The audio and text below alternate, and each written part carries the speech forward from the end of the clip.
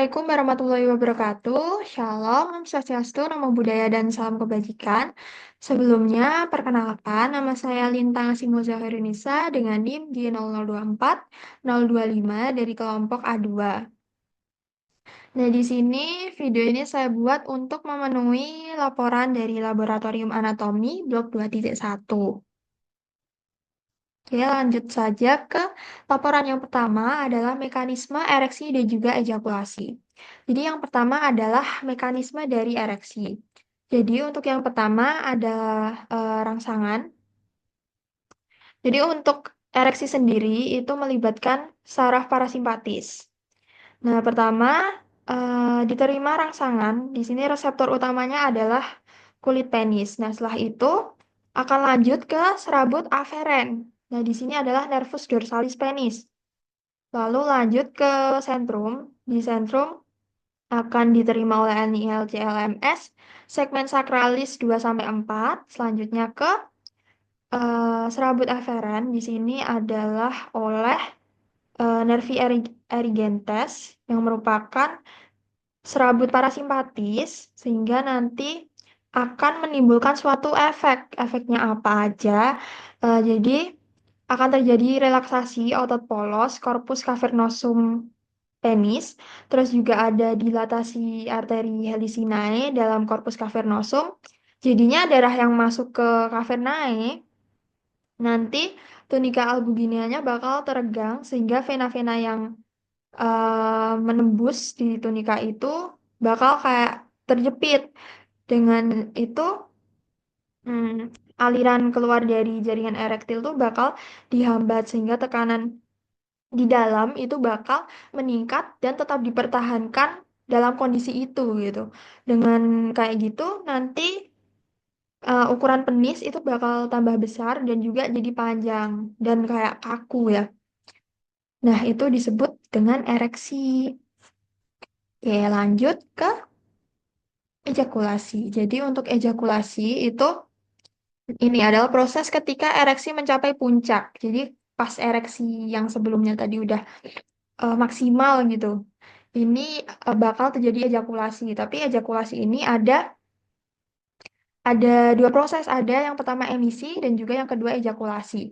Nah, jadi awalnya gimana? Jadi yang pertama itu ada rangsangan. Nah, sebenarnya eh, oh iya, tadi sebenarnya rangsangan itu bisa dari indera apa aja, misalnya kayak sentuhan, terus penciuman, penglihatan, atau mungkin em, perabaan gitu. Tapi tadi utamanya ada di kulit penis gitu. Terus kalau yang ini reseptor utamanya itu ada di kulit OGM. Terus selanjutnya bakal ke serabut aferen. Nah, di sini oleh nervus pudendus, terus akan ke sentrum menuju NILCLMS segmen lumbalis 1-3, terus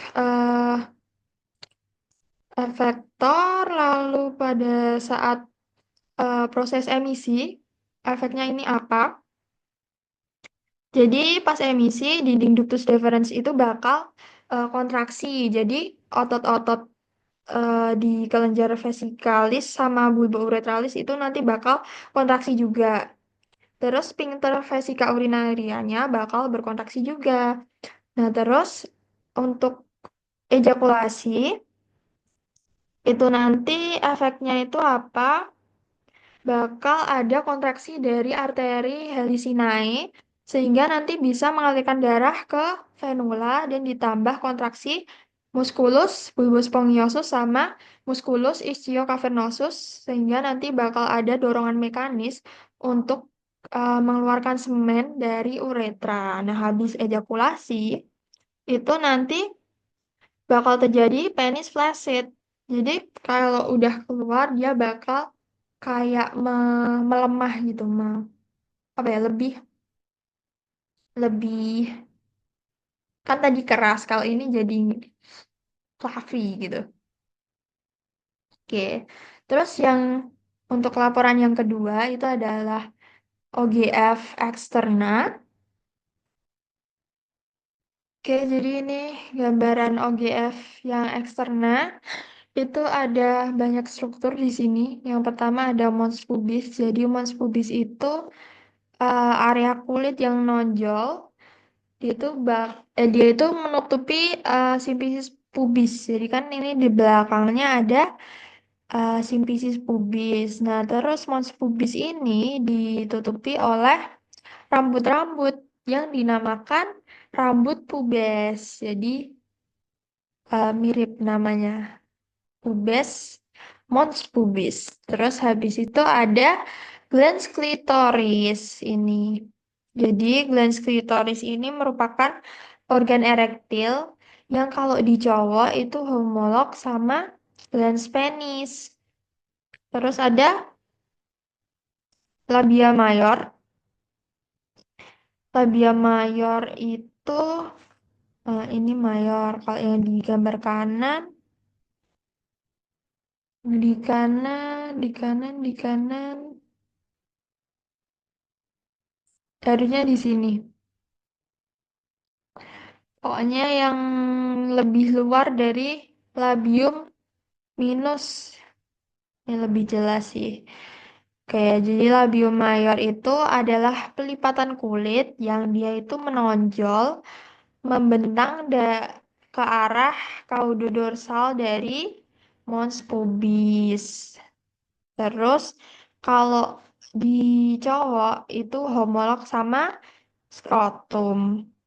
Terus ke arah anterior sama posterior, labium mayor dextra sama sinistra itu nanti bakal ketemu kan ini. Nah, itu di eh, tempat ketemunya itu dinamakan ini commissura labiorum posterior. Jadi kan gabungin dua labium mayor kan. Terus habis itu ada labia yang kecil, yang minor di sini. Sama ya, itu adalah pelipatan yang mana tidak mengandung lemak, kulit, terus tidak ada rambut juga. Terletak di mana? Di antara ini labium mayor, kan lebih di dalamnya. Terus dia membatasi lateral dari office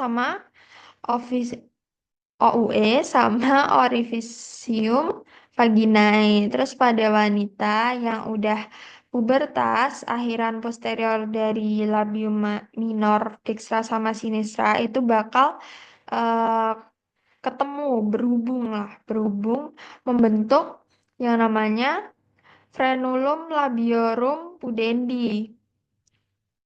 Nih, labiorum pudendi. Terus eh, frenulumnya ada lagi. Jadi di anterior itu nanti akan ada dua. Akan terbagi menjadi dua. Yang atas itu berjalan di atasnya glans klitoris tadi. Namanya adalah preputium clitoridis. Nah, terus yang bawah itu di bawahnya glans klitoris. Namanya adalah frenulum clitoridis. Nah, terus selanjutnya ada vestibulum vaginae. Jadi vestibulum itu adalah ruang yang dikelilingi sama labium minus yang nantinya jadi muara ostium uretra, ostium vaginale, ductus glandula vestibularis mayor sama minor. Terus lanjut di sini ada glandula vestibularis mayor nih atau disebut ini glandula Bartholin udah ditulisin. Jadi glandula ini kalau semisal di laki-laki itu homolog sama glandula bulbouretralis. Terus setiap glandula itu punya ductus yang akan muara di sebelah lateral pada cekungan di antara dua labia dua labia minor. Oke, selanjutnya kita ke struktur struktur dari REN. Di sini saya akan menjelaskan struktur anatomi dan juga em, vaskularisasinya. Jadi untuk REN sendiri posisinya itu untuk yang sinister yang kiri itu ada di sekitar vertebrae torakal 12 sampai vertebrae lumbal 3. Terus kalau yang di kanan, yang sinis, yang dekstra itu lebih pendek, lebih rendah, lebih bawah sedikit setengah koste karena ada pendesakan dari eh, hepar karena kan di kanan ada hepar lobus lobus hepar dextra.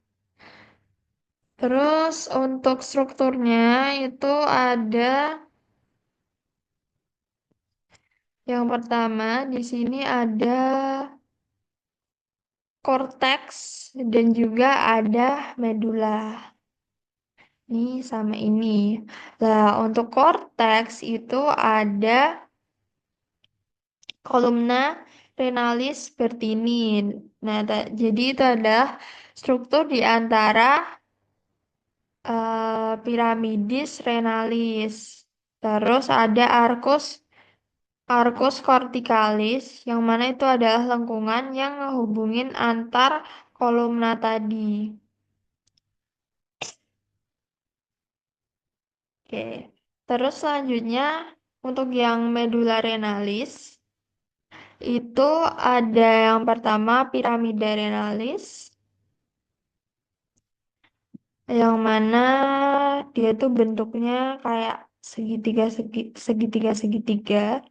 Terus ada papilla renalis. Papilla renalis itu apex dari medulla renalis tadi yang menghadap ke ini yang namanya sinus renalis.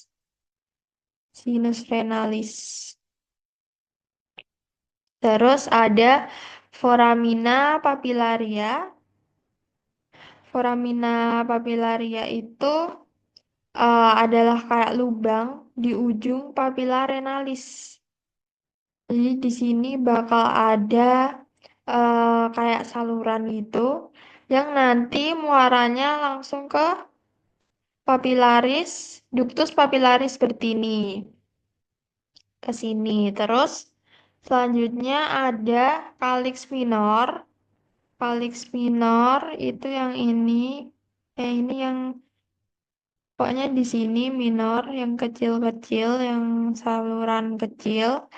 Terus calyx minor ini nanti bakal bergabung membentuk calyx mayor.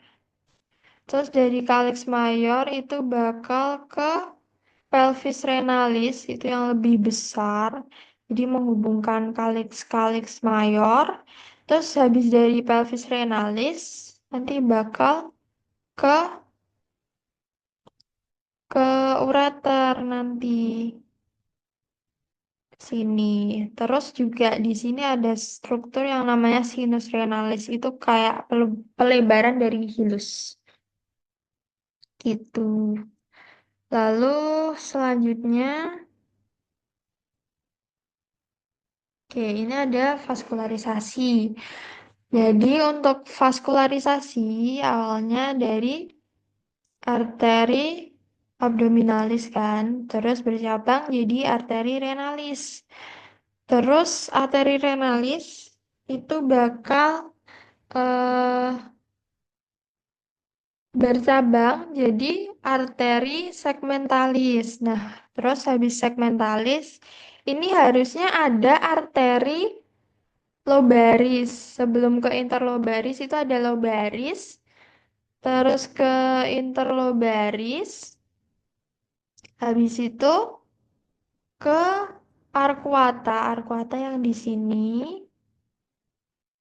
Habis itu ke arteri interlobularis. Yang kecil-kecil ini. Terus baru masuk ke sini. Arteriol aferen masuk kan. terus ke glomerulus, terus keluarnya di arterial eferen, terus ke vasa rektal, terus ke venanya, namanya mirip, mirip-mirip vena interlobularis sama kan, terus vena arcuata, terus ke interlobaris, terus ke vena renalis. Oke, ini tadi sama, ya kan, renalis, segmentalis, lobaris, interlobaris, terus arcuata, terus interlobularis. Oke, sama. Oke, mungkin sekian yang dapat saya sampaikan terkait anatomi, laporan anatomi 2.1. Mohon maaf apabila ada kesalahan dalam penyampaian dan juga semoga videonya bermanfaat. Wassalamualaikum warahmatullahi wabarakatuh.